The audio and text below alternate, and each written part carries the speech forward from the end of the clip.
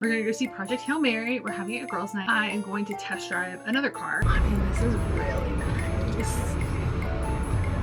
Really nice. Don't understand how long it took to get there. On Amazon recently. We're very busy girlies today. And before I run out, I thought we'd go ahead and give these another try because this is the first time that I'm using these clasp back hoops versus the ones where it just kind of clips on. And I do think that with these little peel and stick guys, it definitely helps keep them from falling and being as floppy towards the front. That's a bonus with them. I haven't used them as much as I would like, and I do think that I'm finding it a little hard to get them placed on if I don't have a lot of time, but especially with a hole like this one.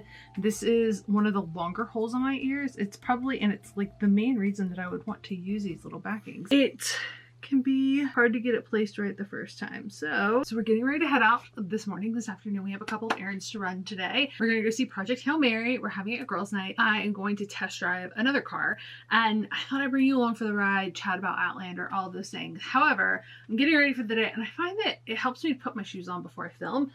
Problem though, teeny tiny problem. So this dress, love her, we'll give you a longer shot in a second. I would love to wear her with these cuties that I just picked up from Amazon recently. I wanted something kind of simple. However, I wore them last weekend when we went to see Harry Potter and the Cursed Child, and maybe not the best opportunity to break in shoes because they're really kind of plushy. They're soft on the inside, and you can't tell from the way that these shoes look right now, but they devoured the side of my foot. So I'm a little nervous to put them on without either putting on some Band-Aid, and then I don't think it's going to be exactly the vibe, especially because this dress isn't that long. It is gorgeous. It's exactly the kind of dress that I want for spring and summertime.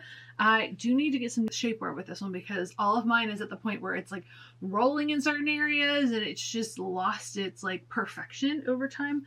But it kind of hit a few inches above the ankle. So if you are a taller girly, it's going to be a mid-calf one, which means shoe-wise though that you're going to see everything, and I don't think that's going to be the vibe. But everything else, because it is this gorgeous white color, panic moment for the fact that I could have makeup on this, it is like that really specific white that anything else is just going to be a weird little vibe. I think that Louboutins are going to be a little bit too much for this dress. At the time, it wouldn't be the craziest thing for me to wear, but I don't know.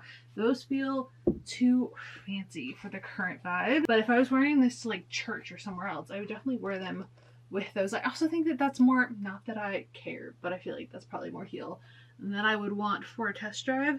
They're just, I don't know. Those might be the vibe. It might just be a red soul energy kind of day. Definitely time to go to the shoe cobbler for these. They are wearing out on the front tip, which is fine. I've had these little sticky things on them for ages. But last time I went to the cobbler, he mentioned to me that they have replacement sole that actually has more grip on it. With these, are so slick that, of course, the wear and tear on them breaks down over time. These are definitely, I have a whole blog post on Louboutins and whether or not they're worth it and kind of the investment to care for luxury items over time and how much you can actually think about investing with something that you are investing more in. If that makes sense, we can have a long conversation about that. But I do feel like this will be the first time that I've worn them without anything protective, and I need to make it a point to go to the cobbler this week and then see if he can do a little bit of like care on some of the other worn parts, because I do love this leather, but I really wish I knew of a better way to keep it more protected. It's definitely showing signs of the fact that these are loved and worn. For those of you who are starting to worry that I'm going to drive heels and test drive, we are going to take the mesh ballet flats, just because I know the first time of today I want the shoes because they're the vibe, but I'm also going to want flats, especially when I'm driving a car. I have longer to get ready than I thought I would, which means we're going to go ahead and pick up my perfume. We are going to do another scent box perfume. I am really still loving Delinea, and this is actually a nice way to see how much perfume you get in this little bottle. Why is this lighting so good? Side note of the 17th today, I recently rediscovered my beloved T3 curling wand. I pulled it out for some reason recently, and it's just, it gives the curls that I really want, and I feel like I use that for so many weddings. In the decade that I've been back in this town, I had so many weddings back to back, and I live somewhere where it's really humid, so my hair can go from really lovely to really flat very quickly.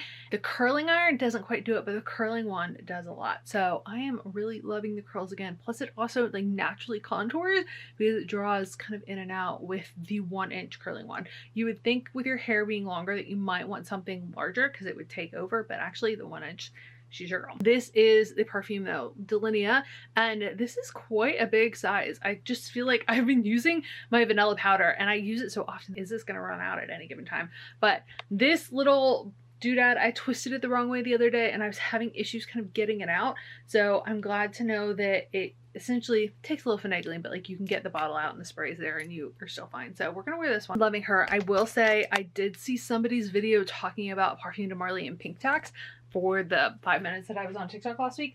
And I'm not sure how accurate it is, but I do love that perfume. It's one that I would love to get a big bottle of and wear occasionally, but I also kind of love it the same amount that I love Giorgio Armani. They're not by any means the same fragrance notes, but for me, I think I would reach for those in the same instances. So if you're somebody who's just like, nah, I can't even consider a bottle of perfume because it is the payment of a car, that is very valid.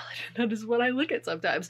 However, Armani C is definitely one of my favorites that I wear a lot. It's one of the ones that I decanted for travel and it's definitely several $100s cheaper. I mean, this is really nice. Like really nice. I feel like there's, let's see. Well, I can't tell. In my mind, I don't really care enough to know. Okay. That's fun. Can you see that? Ooh. Can you see it? Uh-huh.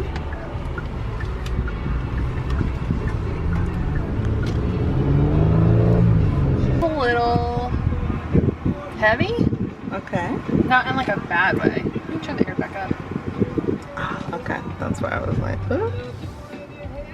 Oh no, that's the placement in the car.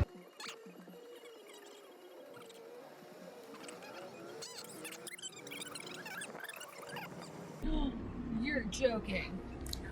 Mm-hmm. This thing has automated seat adjustments for the back. Like I can adjust the lower back of the seat. Oh. That's really nice. But then it has that phone charger. It's like even nice back here. Back can move your seat front and back. That's nifty. I guess that's great if you have a kid and you don't want to have to like go around. Perfect. See, that's such a good angle. It's a very good angle. I'm obsessed. Yeah, that's the test. Is does the camera fly when you start to drive? We just said no focus for you. No thank you.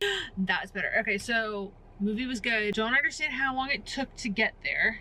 And then I'm still confused as to how we kept jumping the amount of time it took to get back. I was curious about that too. It's not a spoiler, that's just a question. If you guys have seen it, let me know. I will debrief you in a little bit on Project Hail Mary. I feel like it's a good movie, but you have to be in the right headspace for that one. Mm-hmm. So we had a chat in the car afterwards about how we were processing this movie, because we know that I love to do a deep dive, talking about the themes and just how much was going on. And I think the one thing we were both kind of stuck on was essentially that decision to send somebody to space and to just know that they were going to die. I think the heaviness of that moment and of almost like choosing somebody else's version of death was really, it was a lot. It was a lot for me in that moment, in that kind of conversation. I think there's a lot of hope in this movie, and obviously, and I knew going into this movie based on this author's previous work that even when all hope is lost, there's still kind of a way. There's a way that it'll end on some kind of happy note. So I knew that I didn't need to prepare for that, but that conversation, we kind of just had to stop and have a conversation about that moment and what it means to do that to somebody and to take their choice away from them. And like getting past that was really hard. And I don't know that I've gotten past that. If you guys know my history and have been around the channel at all, or have been around here for any amount of time, you might have heard me say that my father took his own life. And so when it comes to that kind of scenario, it just, I don't move past it. I have to like stop and kind of dwell a little bit. So that for me was a big one. It did give a lot of just, if you're looking at the deeper themes of this movie, especially in a time like now when there's so much happening in our country, the reminder of just how we treat other people as human beings and how we communicate with them and the sacrifices that we're willing to make and how we show unconditional love. that felt so, I don't want to say foreign, but I think given the toxicity of how we consume news and TV and everything that's happening in the world, it just feels so juxtaposed to that. And so it was beautifully done in that sense of, we all want to create hope. There are people that we care for. It's one of the things that I think is most important about watching movies and consuming any kind of art, is that there are those take homes, the relativeness of what's happening in the world today and how does that parallel with these stories, and what are the bigger themes going on, and what are the lessons learned. Yes, you don't have to do that. You can watch whatever, consume whatever, and kind of go about your day, but there's always something to learn. And sometimes it's really technical, and it's in the shots that are being done and the ways in which they're kind of helping you subconsciously see something. When they go down low and they're trying to give you the energy of power, when they're framing it a certain way to make you understand what's the most important. There's always something kind of cinematic going into it. But I think that story-wise, because this work was so well done, we could really see the parallels of that. And I haven't read the book, but I do feel like I would want to read the book now. I've seen quite a few people picking it up and I'm really curious about it, but this is one of those times where I think if you're not taking the time after you watch something to really sit with the work and to talk about the work and to have a conversation just about the deeper stuff going on, you're missing out, because it makes you more articulate, but it gives you a better, almost like curriculum. You have a better understanding of what you're consuming and how it's helping you grow and how it's changing you and just what it's doing for your mental health. And it honestly, it's those kind of conversations that reflect our own emotional intelligence and our awareness of how we were feeling about the choices that were being made. Because sometimes in real life we just react, or we don't have the space to kind of process stuff. And it's really important that you do so. It's also just a deeper form of self-care and the thoughts that you might not be aware of that are kind of happening beneath it all. So that is my TED Talk for the day. We obviously loved it. I might go see it again, but I think it'll be a minute before then. I definitely was grateful that I knew that the author was going to keep some kind of hope at the end. Like, if Mark Watney can survive Mars, I knew that we were going to survive whatever was happening. But the one thing we were saying in the car afterwards is the timeline was a little confusing to me, more so because it felt like we didn't really know how long he'd been in space, and then we kept getting these like juxtapositions of how long it was going to take him to get back to Earth. And so part of me is like, have we been doing this for 4 years? Like, how long have we been going on this journey? Because he's not aging, but we're suddenly getting this probe back to Earth and they're like 20 years ahead. So there was just a little bit of that kind of confused my brain a little bit because that kept shifting. But regardless, it was a good one. I'd love to know your thoughts down below. So we got a new rug and someone isn't fully convinced yet, but I think we're slowly giving it our stamp of approval. Hi, my love. Can you give them kisses? A big old nose boop. Boop. I'm currently in the middle of putting up the curtains and prepping this room for what you guys will see in the next vlog, which is probably going to be me painting things. So someone has decided it is cuddle o'clock, so we love you guys. It is a good day to have a good day, and we will see you in the new vlog very soon. My love, I'm gonna fall over.